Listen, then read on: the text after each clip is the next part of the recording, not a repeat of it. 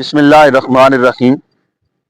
معزز ناظرین و سامعین، نبی مکرم رحمت للعالمین صلی اللہ علیہ وآلہ وسلم نے رمضان المبارک کے مہینے کو مواسات کا مہینہ کہا ہے، غم گساری کا مہینہ، ہمدردی کا مہینہ، یعنی دوسروں کی تکلیف کو، دوسروں کے دکھ کو سمجھنے کا، دوسروں کی تکلیف کا احساس کرنے کا مہینہ ہے۔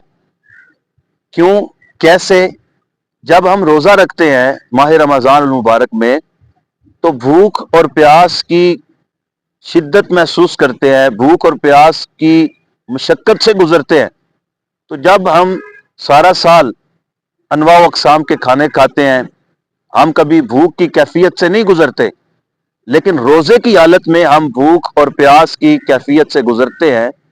تو روزہ ہمیں احساس دلاتا ہے ان لوگوں کا، ان مساکین کا، ان غرباء کا، ان بے حال لوگوں کا جو ایک ایک لقمے کو ترستے ہیں، جو صاف پانی کے ایک ایک گھونٹ کی تلاش میں رہتے ہیں۔ تو روزہ ہمیں سبق دیتا ہے کہ جس طرح آپ آج یہ بھوک محسوس کر رہے ہیں، اسی طرح کچھ لوگ ایسے بھی ہیں، مفلوق الحال لوگ، جو بھوک کی ان کیفیات سے گزرتے رہتے ہیں۔ تو لہٰذا ان کے ساتھ بھی تمہیں ہمدردی کرنا چاہیے، ان کے دکھ کو بھی محسوس کرنا چاہیے، ان کی تکلیف کو بھی آپ کو سمجھنا چاہیے، اور ان لوگوں کی بھی خدمت کرنی چاہیے۔